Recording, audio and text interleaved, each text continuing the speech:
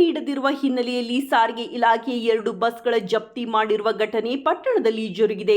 ಕಳೆದ 2019ರಲ್ಲಿ ಸಾರಿಗೆ ಇಲಾಖೆಯ ಕೊಪ್ಪಳ ಡಿಪೋಗೆ ಸೇರಿದ ಬಸ್ ಹಾಗೂ ಆಟೋ ನಡುವೆ ಜರುಗಿದ್ದ ಅಪಘಾತದಲ್ಲಿ ಆಟೋದಲ್ಲಿ ಪ್ರಯಾಣಿಸುತ್ತಿದ್ದ 50 ವರ್ಷದ ನಾಗಪ್ಪ, 24 ವರ್ಷದ ನಾಗಮ್ಮ ಇಬ್ಬರು ಪ್ರಯಾಣಿಕರು ತೀವ್ರ ಗಾಯಗೊಂಡು ಮೃತಪಟ್ಟಿದ್ದರು. ಮೃತರ ಕುಟುಂಬದವರು ಸೂಕ್ತ ಪರಿಹಾರಕ್ಕಾಗಿ ಕೂಡ್ಲಿಗಿ ನ್ಯಾಯಾಲಯದಲ್ಲಿ ಮನವಿ ಮಾಡಿದ್ದರು. ಕೂಡ್ಲಿಗಿ ಹಿರಿಯ ಶ್ರೇಣಿ ನ್ಯಾಯಾಲಯವು ನೊಂದ ಮೃತರ ಕುಟುಂಬಸ್ಥರ ಪರ ವಕೀಲರಾದ ಜಿ. ಸೀತಾರಾಮ್ ಗೌಡ ಅವರ ಮನವಿಯನ್ನು ಪುರಸ್ಕರಿಸಿದ್ದು, ಓರ್ವ ಕುಟುಂಬಕ್ಕೆ 12 ಲಕ್ಷ ರೂಪಾಯಿ, ಮತ್ತೋರ್ವ ಕುಟುಂಬಕ್ಕೆ 20 ಲಕ್ಷ ರೂಪಾಯಿಗಳನ್ನು ಮೃತರ ಕುಟುಂಬಕ್ಕೆ ಪರಿಹಾರವಾಗಿ ನಗದು ಹಣ ನೀಡುವಂತೆ ಸಾರಿಗೆ ಇಲಾಖೆಯ ಕೊಪ್ಪಳ ಡಿಪೋ ಘಟಕಕ್ಕೆ ಈ ಹಿಂದೆಯೇ ಆದೇಶಿಸಿತ್ತು. ಈವರೆಗೂ ಸಾರಿಗೆ ಇಲಾಖೆ ನೊಂದ ಕುಟುಂಬಕ್ಕೆ ಪರಿಹಾರ ನೀಡುವಲ್ಲಿ ವಿನಾಕಾರಣ ಅತಿಯಾದ ವಿಳಂಬ ನೀತಿ ತೋರಿದ್ದರ ಹಿನ್ನೆಲೆಯಲ್ಲಿ ಕಕ್ಷಿದಾರರ ಪರ ವಕೀಲರಾದ ಜಿ. ಸೀತಾರಾಮ್ ಗೌಡ ಅವರು ನ್ಯಾಯಾಲಯದಲ್ಲಿ ಸಾರಿಗೆ ಇಲಾಖೆಯ ಅನಗತ್ಯ ವಿಳಂಬ ನೀತಿಯನ್ನು ಖಂಡಿಸಿದ್ದು, ನೊಂದ ಕುಟುಂಬಗಳಿಗೆ ತುರ್ತಾಗಿ ಪರಿಹಾರ ನೀಡುವಂತೆ ಕ್ರಮಕ್ಕಾಗಿ ನ್ಯಾಯಾಲಯದಲ್ಲಿ ಕಕ್ಷಿದಾರರ ಪರ ಮನವಿ ಮಾಡಿದ್ದರ ಹಿನ್ನೆಲೆಯಲ್ಲಿ ಕೂಡ್ಲಿಗಿ ಹಿರಿಯ ಶ್ರೇಣಿ ನ್ಯಾಯಾಧೀಶರು ಸಾರಿಗೆ ಇಲಾಖೆಯ ಕೊಪ್ಪಳ ಡಿಪೋದ 2 ಬಸ್ಗಳನ್ನು ಜಪ್ತಿ ಮಾಡುವಂತೆ ಆದೇಶಿಸಿದ್ದಾರೆ. ನ್ಯಾಯಾಧೀಶರ ಆದೇಶದ ಅನ್ವಯ ನ್ಯಾಯಾಲಯದ ಸಿಬ್ಬಂದಿಯವರು ಕರ್ತವ್ಯ ನಿರ್ವಹಿಸಿದ್ದಾರೆ. ಏಪ್ರಿಲ್ 28ರಂದು ಬೆಳಗ್ಗೆ ಎಂದಿನಂತೆ ಸಾರಿಗೆ ಇಲಾಖೆ ಕೊಪ್ಪಳ ಡಿಪೋದ ಬಸ್ಗಳು ಕೂಡ್ಲಿಗಿ ಬಸ್ ನಿಲ್ದಾಣಕ್ಕೆ ಆಗಮಿಸಿದ್ದ ಸಂದರ್ಭದಲ್ಲಿ ಕೂಡ್ಲಿಗಿ ಬಸ್ ನಿಲ್ದಾಣದಿಂದ ಕೂಡ್ಲಿಗಿ ನ್ಯಾಯಾಲಯಕ್ಕೆ ಕರೆತರುವ ಮೂಲಕ ನ್ಯಾಯಾಲಯದ ಆದೇಶದಂತೆ 2 ಬಸ್ಗಳನ್ನು ನ್ಯಾಯಾಲಯದ ಅಮೀನ್ ಸಿಬ್ಬಂದಿಯವರಾದ ವಿ. ಚೆನ್ನಪ್ಪ ಹಾಗೂ ಎನ್. ವಿ. ಪರಮೇಶ್ವರ ಅವರು ಜಪ್ತಿ ಮಾಡಿದ್ದಾರೆ. ಈ ಸಂದರ್ಭದಲ್ಲಿ ನ್ಯಾಯಾಲಯದ ಕಕ್ಷಿದಾರರಾದ ಶಿವಪುರ ಗ್ರಾಮದ ಸತ್ಯಮ್ಮ, ಕೊಟ್ರಮ್ಮ, ಕಕ್ಷಿದಾರ ಪರ ವಕೀಲರಾದ ಸೀತಾರಾಮ್ ಹಾಗೂ ಸಹಪಾಠಿ ವಕೀಲರಾದ ಕಲಂದರ್ ಮತ್ತು ನ್ಯಾಯಾಲಯದ ಅಮೀನ್ ಸಿಬ್ಬಂದಿಯವರಾದ ಎನ್. ವಿ. ಪರಮೇಶ್ವರ್ ಹಾಗೂ ವಿ. ಚೆನ್ನಪ್ಪ ಇದ್ದರು. ವರದಿ ವಿಜಿ ರುಷ್ಪೇಂದ್ರ, ಕೂಡ್ಲಿಗಿ. ದಿನಾಂಕ 10/11/2019 ಕೊಟ್ರಮ್ಮನ ಗಂಡ ನಾಗಪ್ಪ ಅನ್ನೋರು ಹಾಗೂ ಸತ್ಯಮ್ಮನ ಮಗಳು ನಾಗಮ್ಮ ಅಂತ ಅವರು ಶಿವಪುರದಿಂದ ಹೊಸಪೇಟೆಗೆ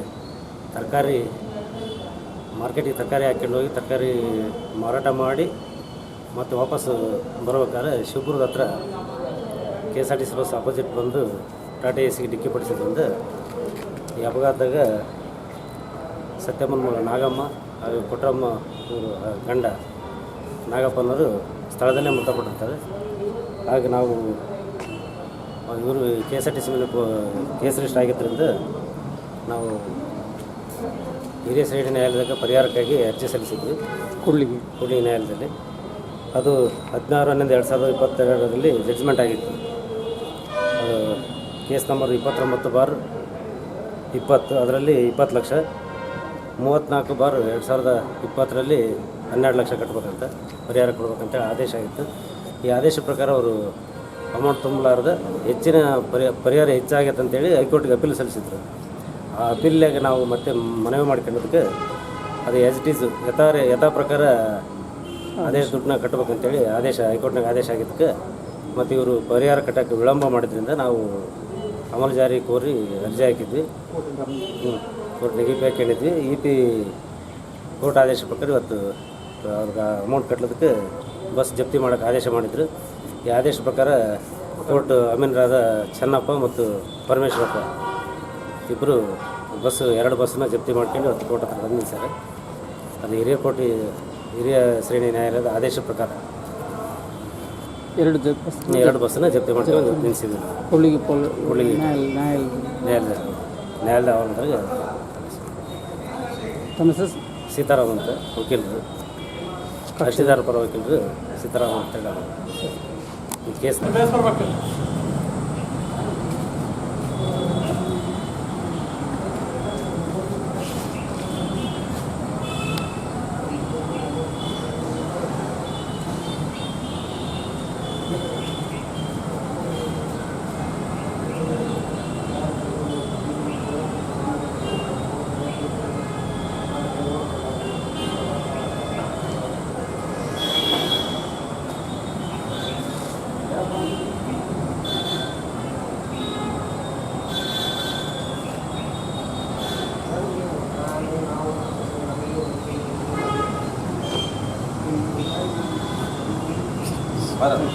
ಸೊ